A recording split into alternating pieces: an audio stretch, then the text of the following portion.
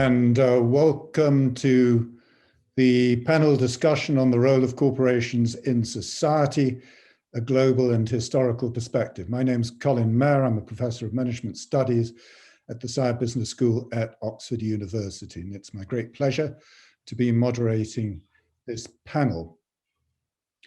The theme of the panel is lessons from history and different disciplines, economics, finance, law, politics, for institutions and institutional design. We want to establish what history tells us about the role of the corporation in society and about some of the contemporary debates that are going around about this topic. We have a tremendous panel of people to speak on this topic. Anat Admati is Professor of Finance and Economics at Stanford University. Naomi Lamoreaux is Professor of Economics and History at Yale University. Ron Haris is Professor of Law and History at Tel-Aviv University. And Will Goetzmann is Professor of Finance and Management Studies at Yale University. We're going to go in the order of Will first, then Anat, then Ron, and finally Naomi. Each participant will have 5 minutes to speak, to introduce their views on the topic. We'll then have a brief discussion amongst ourselves around it, and then we'll open it up to discussion and questions from all of you. Okay, so Will, over to you. Well, Colin, thank you very much. It's a real honor to be part of this panel, and you've teed up a large number of topics. I don't know whether we're going to be able to address them all, but I think history is a good setting to provide a context for a lot of the topics that that have been talked about today, and maybe satisfy some curiosity about where these unusual organizations we call corporations may have come from, and maybe how they respond to different needs through time, social needs through time. Since I guess all of us have done some significant work on financial history, so I guess I've chosen the straw to delve the deepest back in time, and so I will do that, and I'm going to use a couple of slides, I guess 3 slides to get us started here.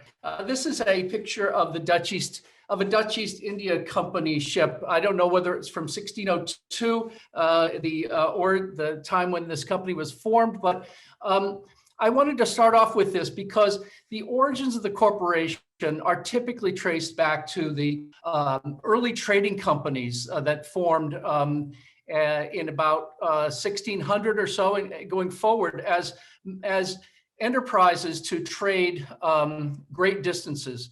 And both Dutch and English corporations came to dominate that trade. Ron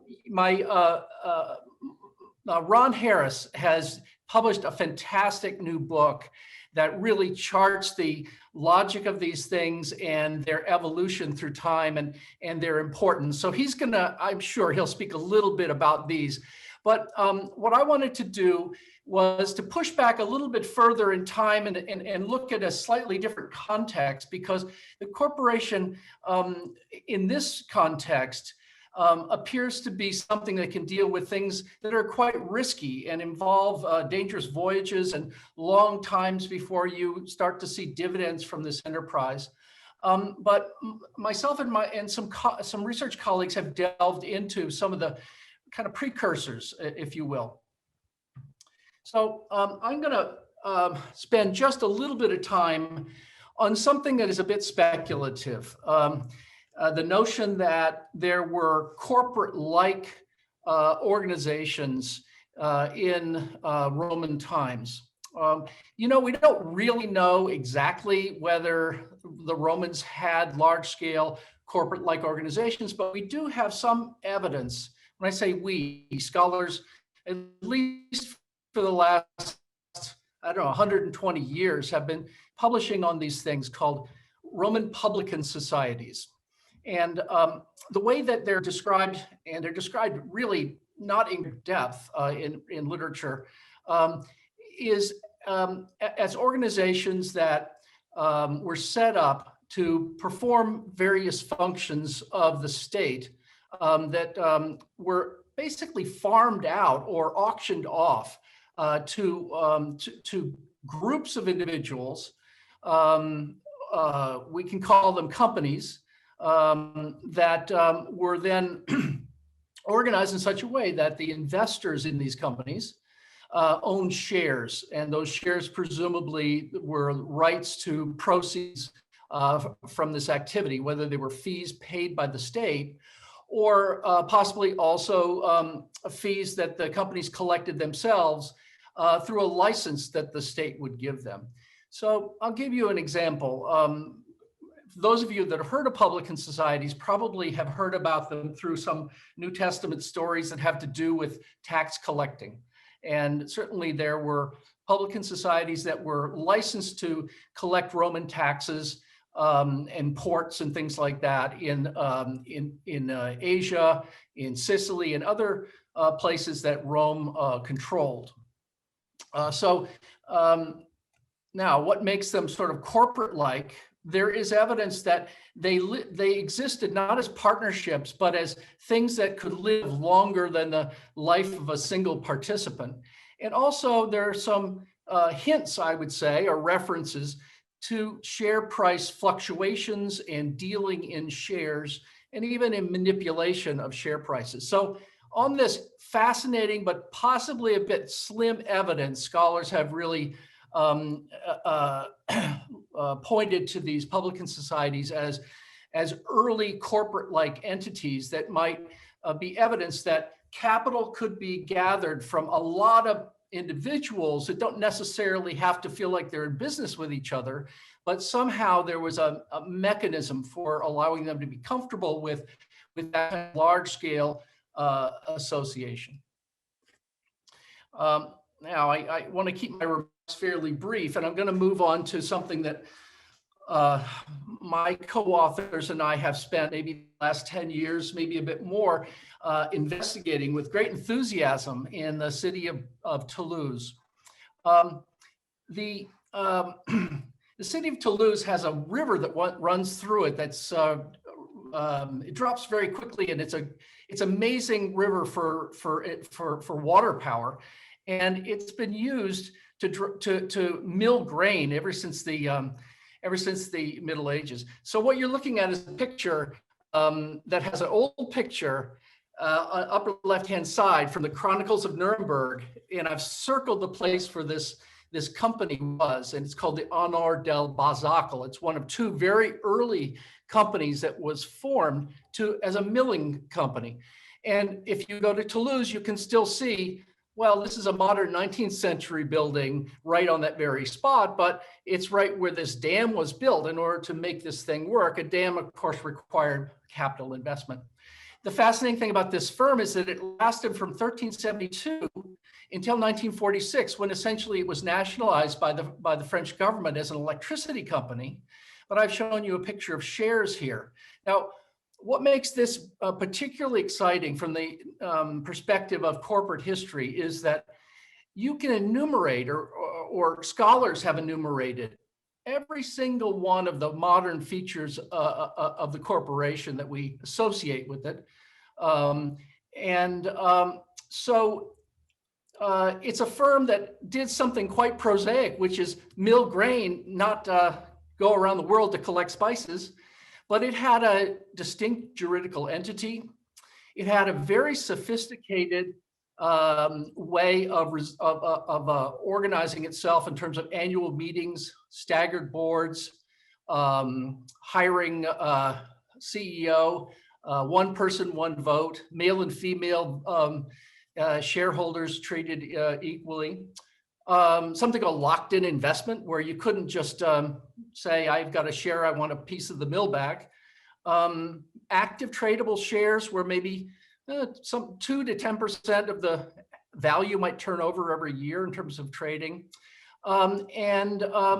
So that and other characteristics would seem to make this an early corporation.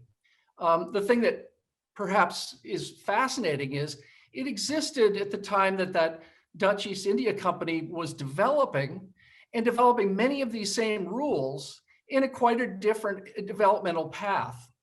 And this company doesn't seem to have really perpetuated itself as in terms of a organizational form. It's as if it was a fruit tree that flowered and dropped fruit, and the fruit never grew up into an orchard.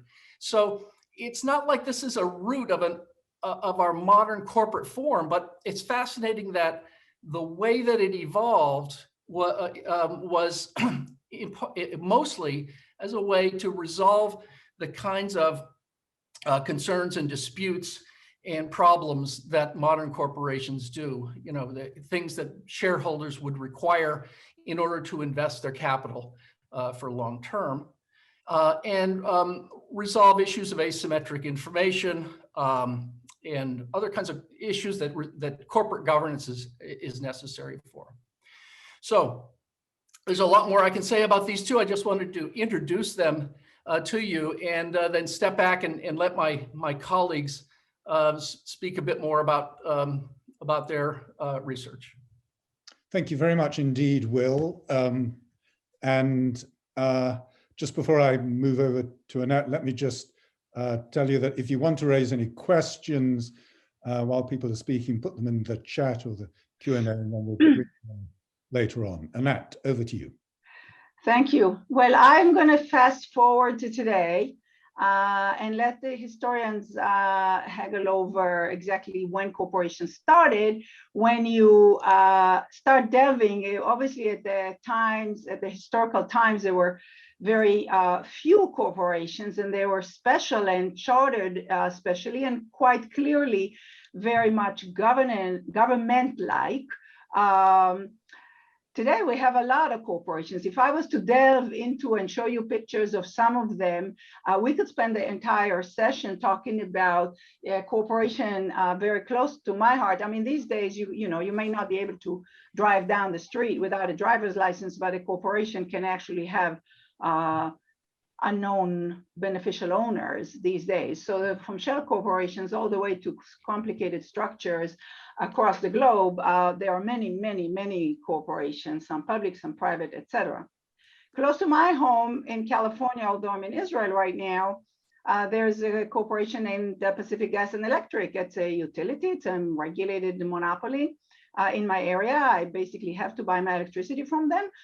They went through bankruptcy recently, and I'm just mentioning their little run-in with the law, which, except for bankruptcy law, with some basic criminal law, which is that the CEO went to court and pleaded guilty to 84 manslaughter charges, which would land a person 90 years in jail or so by the criminal the sentencing guides for homicides, but it's a corporation, so it paid the maximum penalty in California, which was about $4 million for killing recklessly 84 people.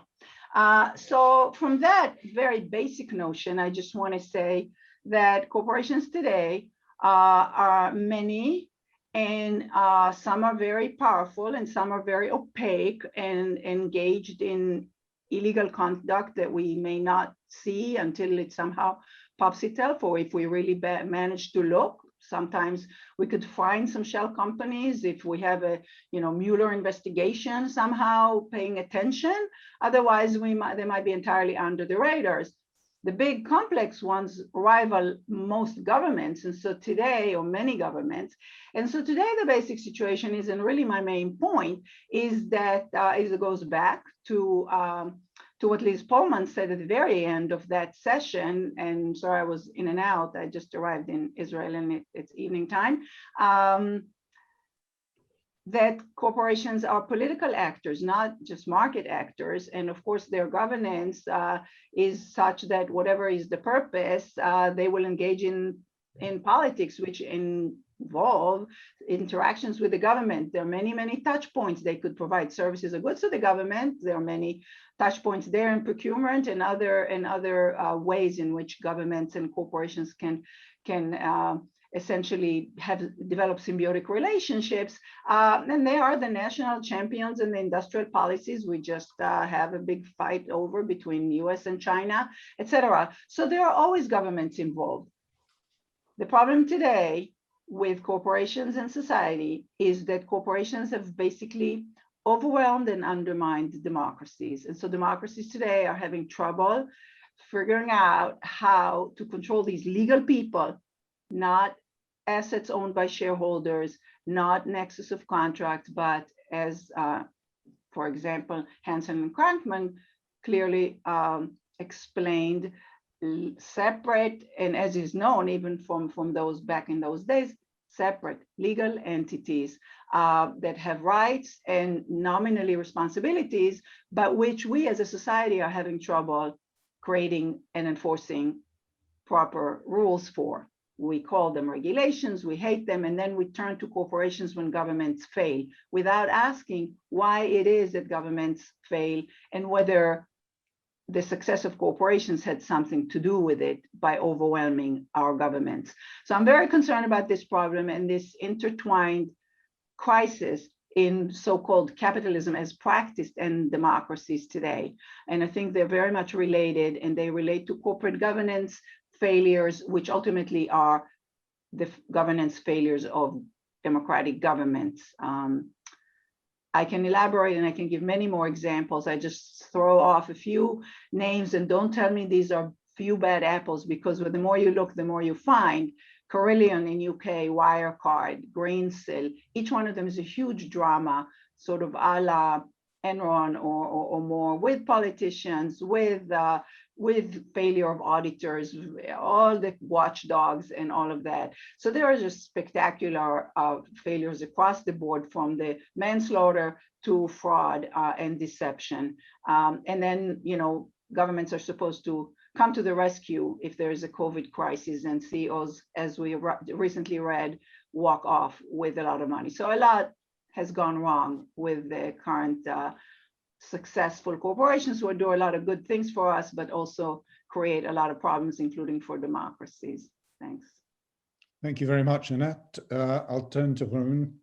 Thanks very much. I'm delighted to take part in this panel. And I'll take the story roughly from where Will ended, and about half the way, a little bit past halfway mark towards where Anat started, and I assume that Naomi will cover the middle ground or the rest of the way. So I take it from around 1600, when the very first joint stock business corporations, under my understanding, which is somewhat different from Will's, I think, but that's a constructive, I think, debate. The very first joint stock business corporations were formed around 1600, the East India companies, the English and the Dutch East India companies. For me, what's interesting and relevant for the rest of the story is the relationship between these corporations and the state as it was formed in the formative years of these two corporations. And I'll look at how these relationships between business corporations and the state have maintained throughout the chartering era, and then a little bit past the chartering era. So the main challenge of these two business corporations was a dual set of problems that had to be solved. One of them is in the relationship between what one might call insiders and outsiders to these corporations, and I'll focus now on the English company for simplicity. So the insiders had to convince the outsiders to invest in this enterprise, and they had to offer them various ways to mitigate the agency problems as they were facing them around 1600.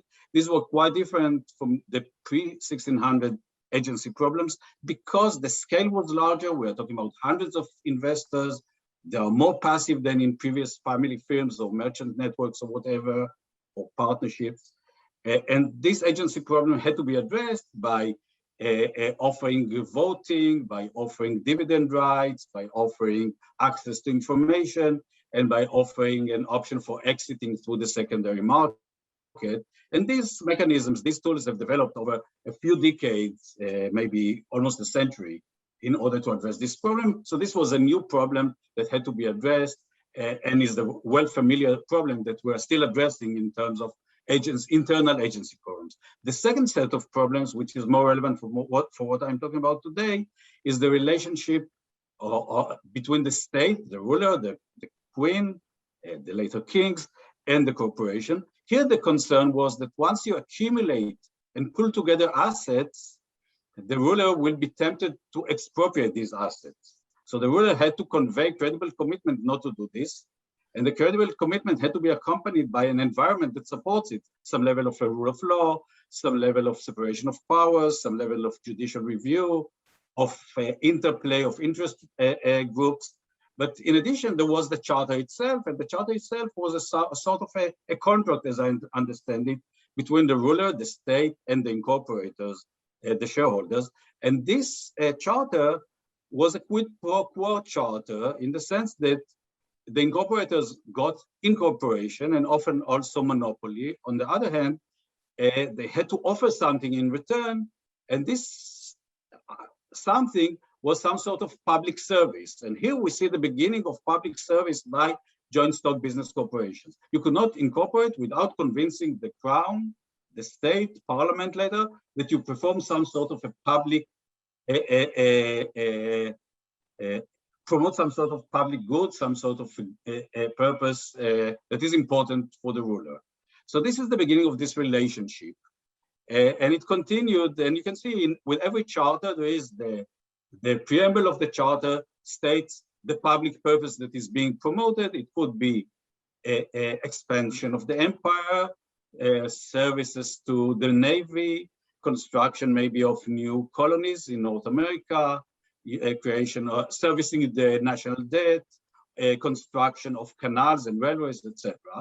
And this type of service had to be shown also once incorporation in Britain moved from the chartering era to specific private special acts of parliament for the incorporation of corporations. So you can see it in the first half of the 19th century in parliamentary acts that state the public purpose. So now the question is whether this public purpose totally disappeared once general incorporation was introduced in Britain and then beyond Britain. I know that Naomi will touch upon this. I'll give my take on this in the couple of minutes or 1 or 2 minutes that I still have. So my argument is that this public purpose did not disappear altogether at once. First of all, in the second half of the 19th century, there were still chartered corporations, colonial and other chartered corporations. Secondly, there was still corporations that were created by specific acts. Unlike the US, in which it was prohibited, in Britain, it was allowed and continued well into the end of the 19th century and beyond. And then if you move to the 20th century, you can see that by the early 20th century, you already have debates about the public commitments, the public purposes of corporations. So, and you can see it definitely by Burley and Means and their debate with Dodd, and probably before that in Dodge v. Ford and some other cases. So this general notion of public purpose goes on all the way to the 19th century, to the 20th century and beyond. It sticks mostly with respect to the larger corporations. Around the time of the introduction of general incorporation, you can see that smaller firms who used to be family firms or partnerships adopted the corporate form. These were not perceived as having some public purpose, but the larger ones continued to be a focus of attention of the government, and there was some level of expectation for public purpose for these. How does this affect more modern debates? I leave it to others to discuss. What I will say, though, is that as much as we talk about stakeholderism, this is not something that I can find in the 19th century.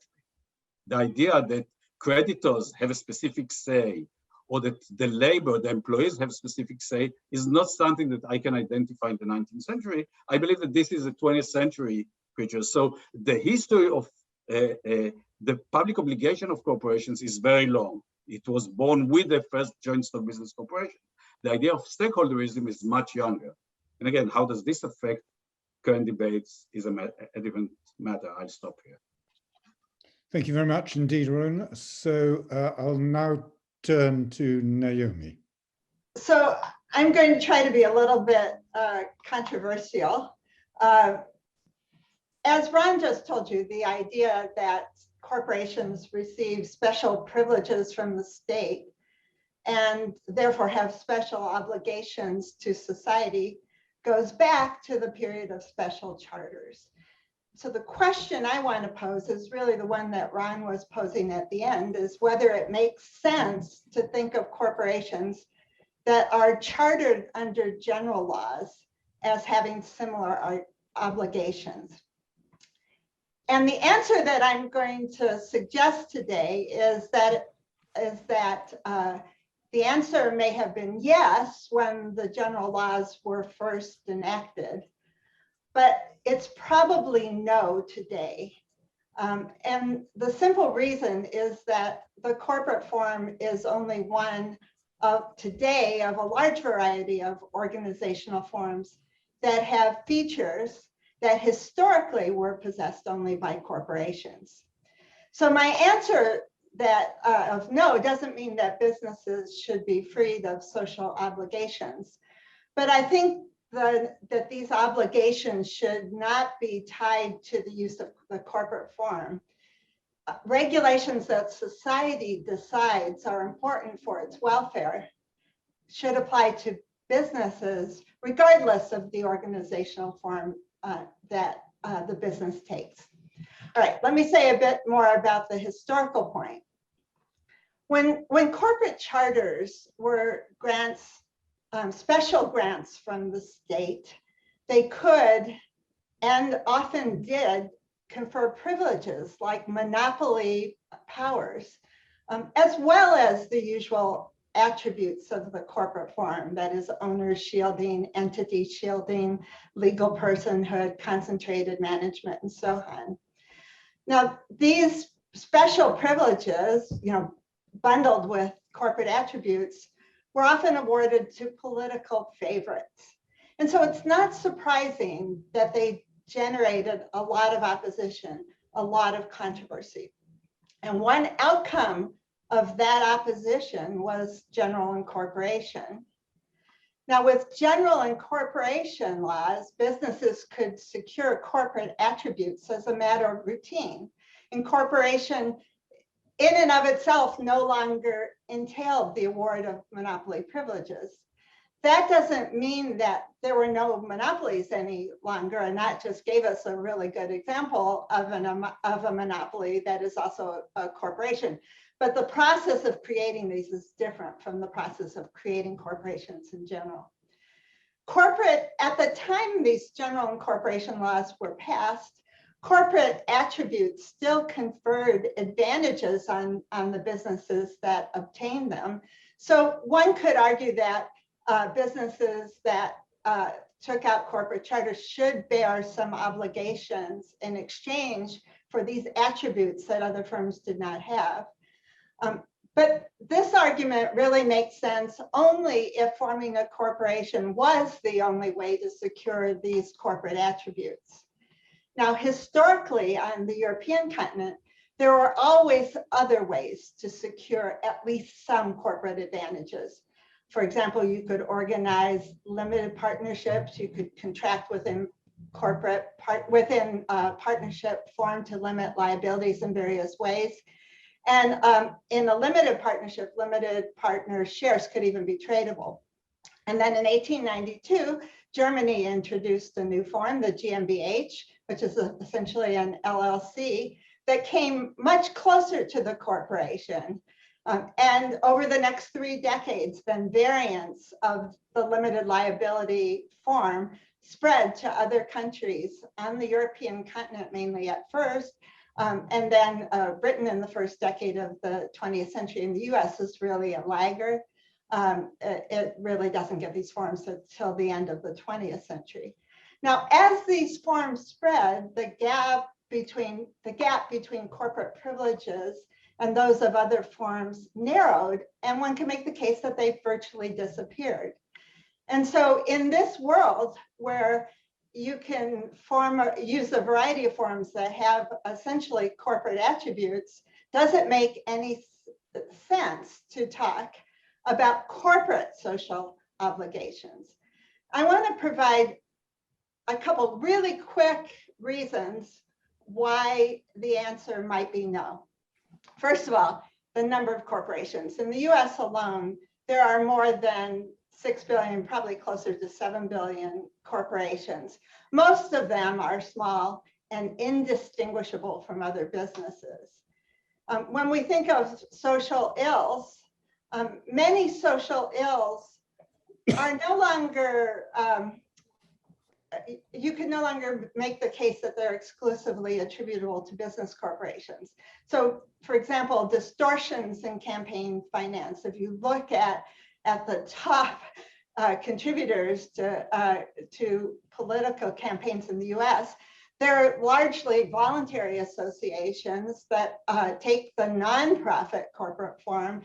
They're formed on both the right and the left, and they have really distorted the electoral process in the US. Many of them are vehicles that have been formed by wealthy individuals or wealthy families, like the Koch brothers or like Sheldon Adelson.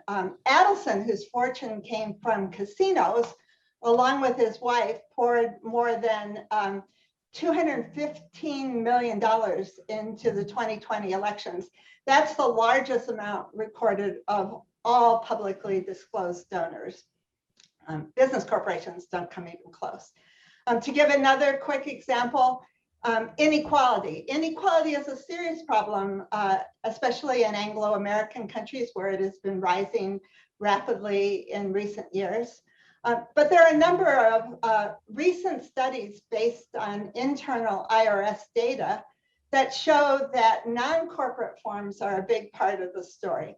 So for example, there's a study by Michael Cooper and others that found that fully 40% of the increase in the income share of the top 1% of the income distribution in the United States since 1980 has come from pass-through income. That is earnings that were passed through to their owners by partnerships of various kinds, by LLCs, and by S-corps, not traditional C-corps. And of course, many of these super rich owners also had high salaries from these enterprises as well. Well, I can't provide more detail in this short presentation, so I'll just conclude.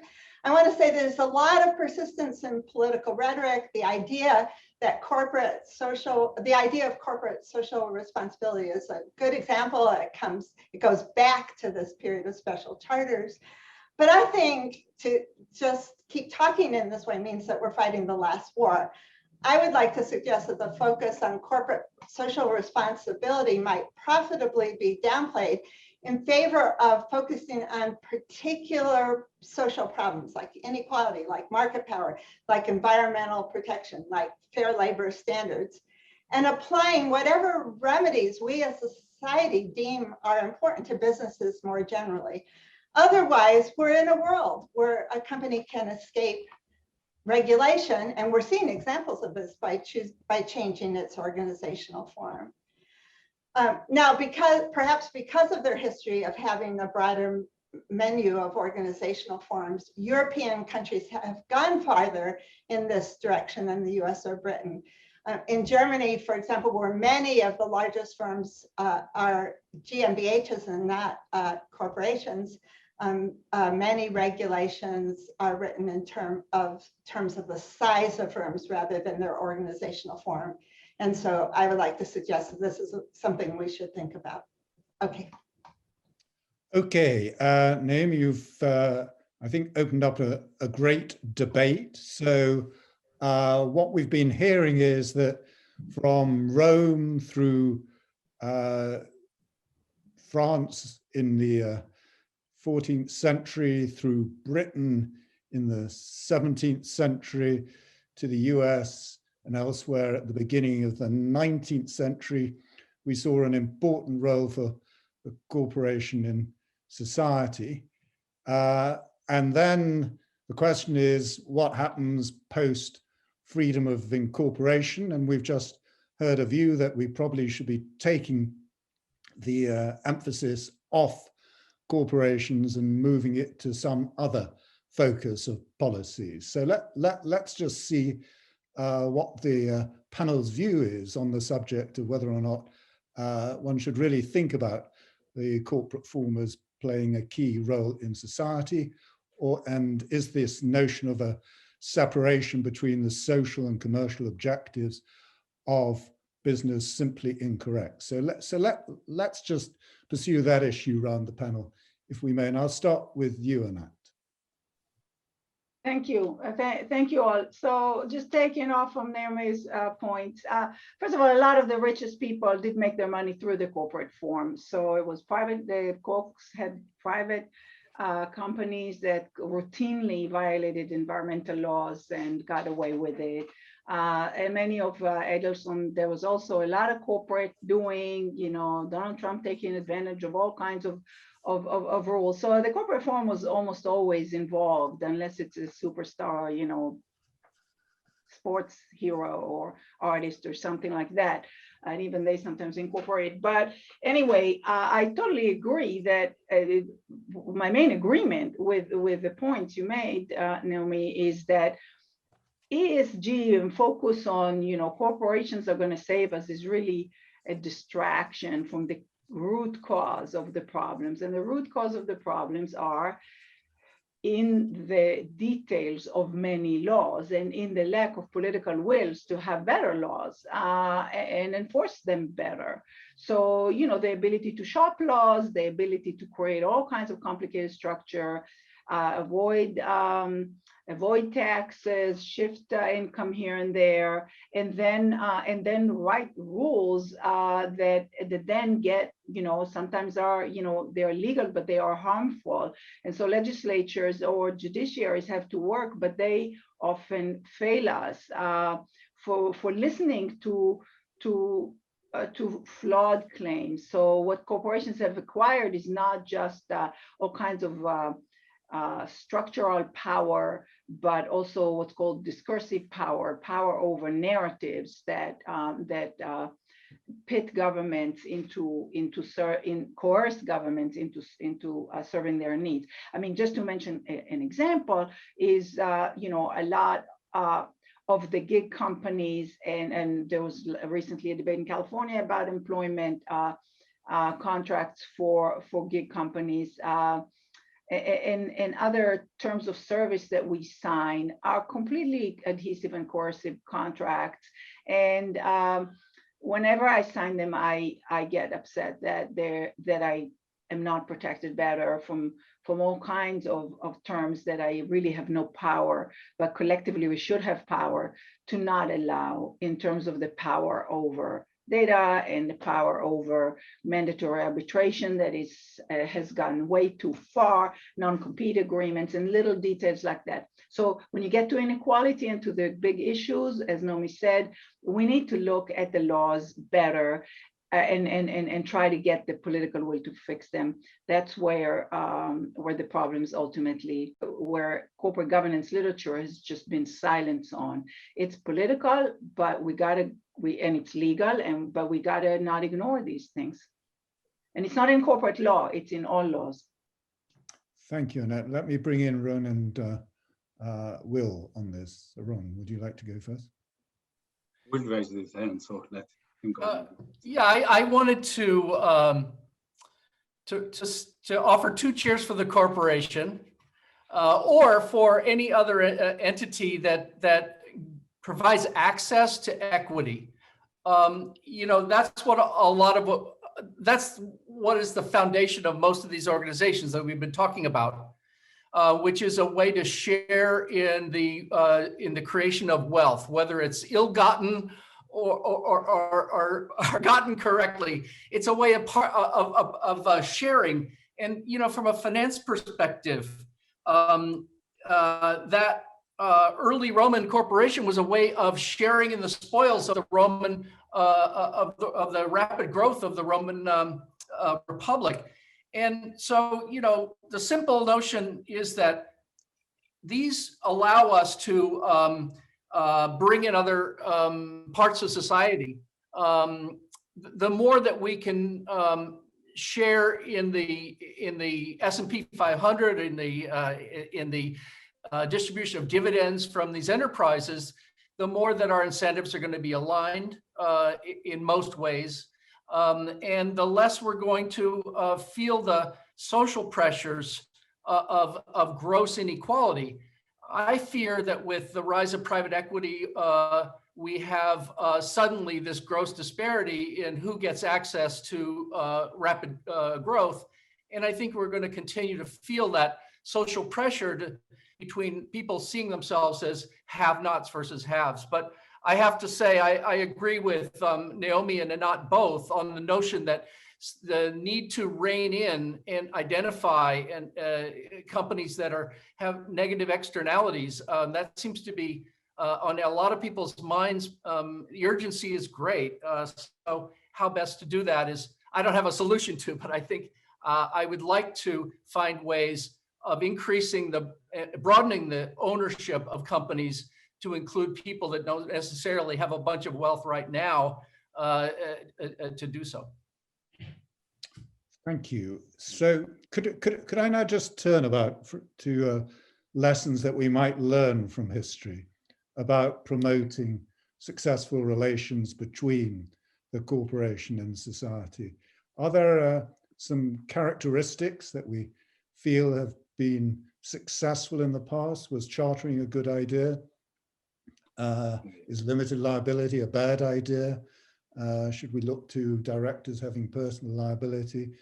And can regulation sort the problem out? And if so, how do we need to change regulation? So perhaps we can just turn to what can we learn from history about what we might be doing now? And perhaps, Ron, could I ask you to start that off? Yeah, okay. So I think that one of the main things I learned from history is that we have to look at things from below, not only from above. That is not only through the charters and the laws and the regulations, but rather through the activities of the business persons, the entrepreneurs, and particularly their lawyers. And they knew their way. They were highly flexible and adjusted themselves to changing environments and to changing regulations and to new opportunities that were opened, let's say, with the construction, with the expansion of empires and with globalization. So if we take this into account, we realize that whatever we try to do, there will be avoidance and there will be bypasses and there will be manipulations.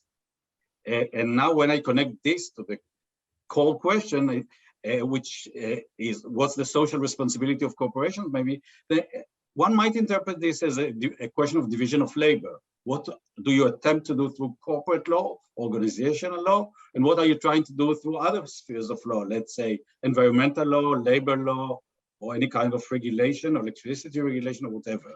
So my sense with respect to this is that because of the flexibility and manipulability that these organizations might have, you have to deal also with organizational issues.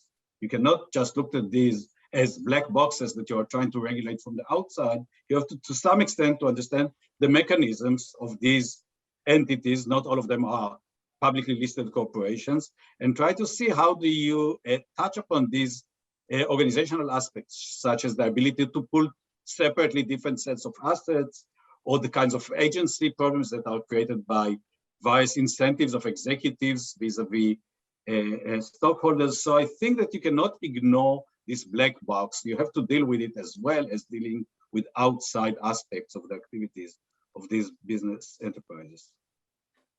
Okay, thank you very much. Naomi, could I ask you to give your thoughts on this?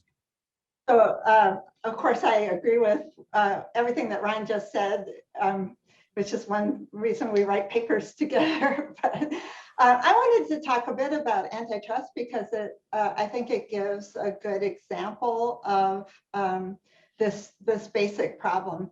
So in the United States, and I know much more about US history than I know about anything else, but in the US, when general laws were enacted, they had lots and lots of regulatory provisions that were embedded in the general incorporation laws because people were worried about monopoly power. That was why you had general incorporation laws, to sort of prevent the state from granting monopolies. And so they put lots of regulations in the general incorporation laws like limits on size and things like that, that were aiming to prevent limits on mergers that were aiming to prevent these things from happening. And of course, the great surprise was that the Standard Oil Company, with its great team of lawyers, found a way to do an end run around state and corporation law by using a private contractual form, the trust, to merge all the refineries in the country into a single enterprise. And so this is just a way of seconding Ron's point. There's that we have to think holistically about the goals of social policy. There's always going to be end runs, there's always going to be escape hatches. Interests are going to always push their advantage.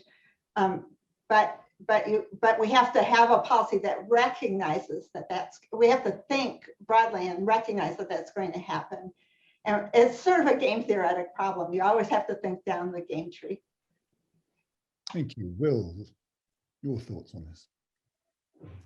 Yeah, I guess we're still on sort of the lessons from history, I guess. You know, in reading Ron's book, I have to come back to it because it's a really interesting account.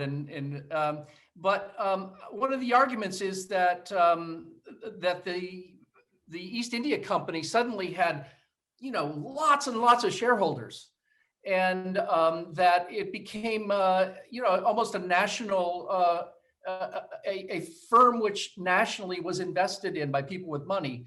I think that created a buy-in for this enterprise that moved the business of international trade for that country ahead.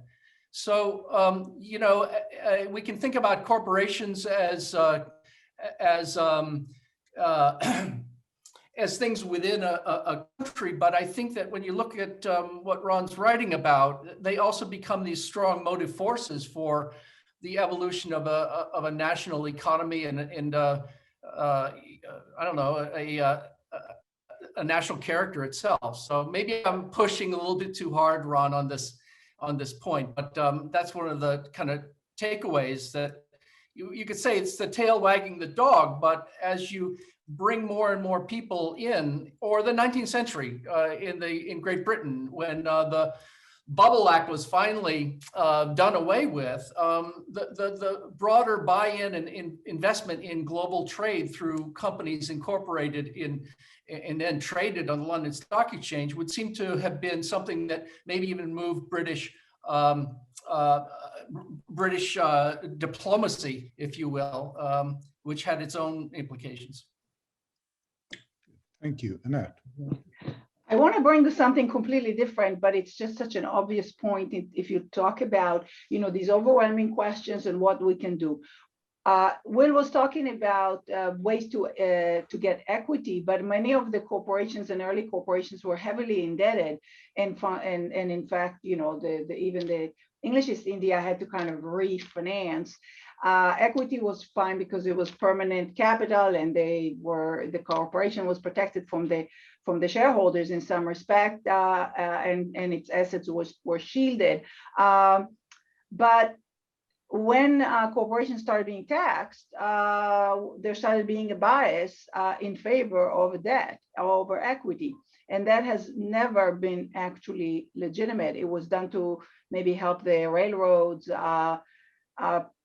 survive, but we've created more of a conflict of interest among corporate stakeholders that requires, you know, covenants and contracts, and essentially ends up with zombie companies, unrecognized as zombies, persisting another day and another day in complete dysfunction, doing all kinds of bad things, a la savings and loans and many others.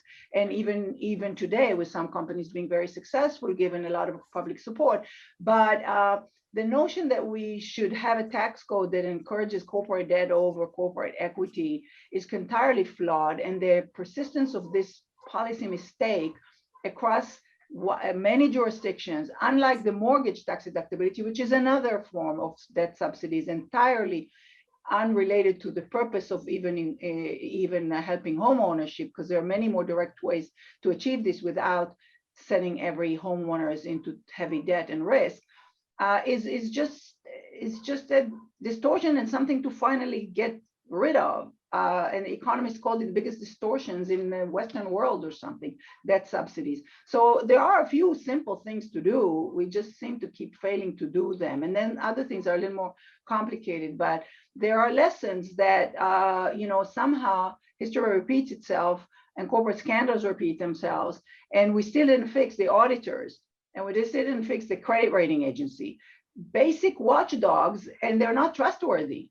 So, we keep being surprised that Greensill, was cheating, or that Wirecard was cheating, approved by its auditors, or Carillion was sort of defrauding the state and the many businesses as a company in UK. So these things are really dismaying when you see them repeat over and over again, with some of the most obvious mistakes about beneficial owner disclosure, about auditors, and et cetera, which we just, and disclosures of private companies as well. Thanks. Okay, thanks, Anat. Now we've got a number of questions coming in on the chat and hands going up. So do please feel free to put questions in the chat and raise your hand, and I'll bring you in. And I'd like to just start by asking Kelly Jordan, you've got some questions. Would you like to unmute yourself and just ask them? Oh, well, thank you very much. Well, this is fascinating. And I did have a couple of questions, and one was really about different forms of corporation. And for example, the English corporation, Oxford University, for example, and also other kinds of organizations that have over time been imbued or perhaps lost a public interest. I'm thinking of stock exchanges, for example, where there was an inherent public interest component in the operations of stock exchanges at one point in different places. Okay, Will seems. Oh, state-owned enterprises, state majority-controlled state corporations. Do they have an inherent public interest? I'm thinking of and can that set up political conflicts internationally? I'm thinking of Chinese majority-controlled state-owned enterprises floating on US stock exchanges, for example. Well, I think those are really good points of special kinds of entities that have, and so they have a long history, and probably would be too much to go into here, but I would, and stock exchanges were organized completely differently in different places. So in France, it was a way for the state to control who owned, who was able to use broad capital markets. But I would just say that I think of state-owned enterprises as really something that's very similar to the special charter era of the earlier period, and we should think about them in those terms. But I don't want to take up more time because I know Henry's got a question and other people do as well. Right. Okay, Henry, would you like to come in? Sure, I would. I'd like to. I have much interest in the firm at Bazak that Will discussed, and the East India Company, which was one of the worst managed companies of modern times. But I think more interesting and more difficult is the question Anat raised at the beginning, which is corporate criminal behavior. Some years ago, Dan Fischel and Alan Sykes wrote an article saying that it isn't possible for a corporation to commit a crime. It doesn't make any sense to speak of a corporation committing a crime. Corporations can commit torts, and it makes perfect sense to apply the usual rules of tort to corporations, but not criminal law.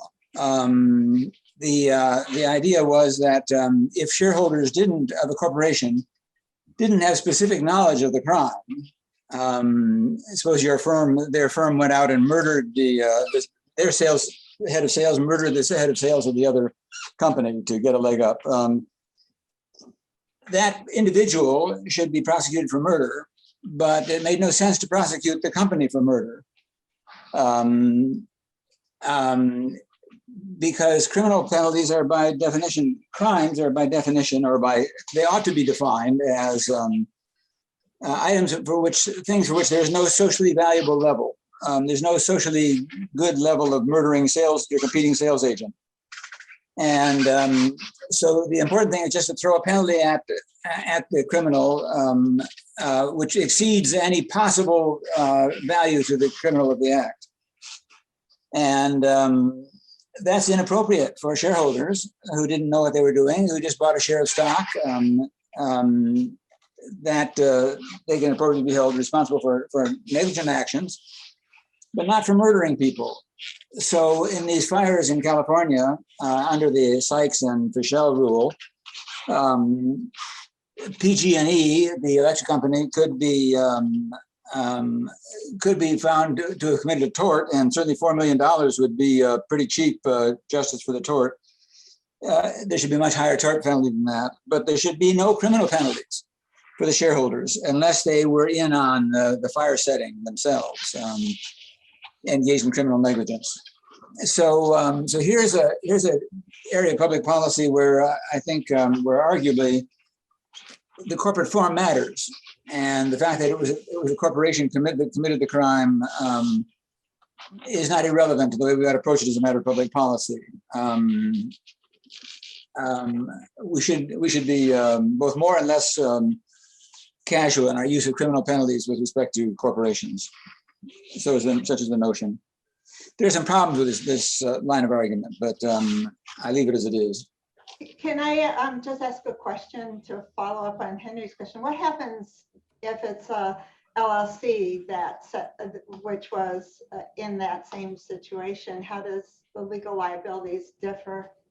Well, I mean, criminal law will have to, for corporations, it's vicarious. I don't know for limited liabilities, meaning that if there was a crime committed within the corporate context, then the corporation is liable. Other countries don't have criminal liability for corporations.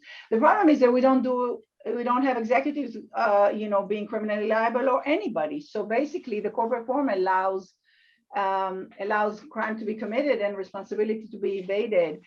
Sometimes tort give more, private lawsuits give more. This is a subject I'm actually very much immersed in, but we don't have time to really go at. But just a quick comment on Chinese companies, since they were mentioned. They're not really traded in shares. What U.S. pension funds and iShares and all kinds of companies are buying actually are shares in some Cayman island whose asset is promised by Jack Ma or somebody else to kind of replicate that. So there's no shareholder rights, just so you know. So if because it's illegal in China to have foreign owners, so it's a complete regulatory arbitrage, and the Chinese can pull off and say this is illegal anytime. They are choosing not to, so they're just averting their eyes. But a lot of what we see are just various tricks on that. And on nonprofit, just one comment.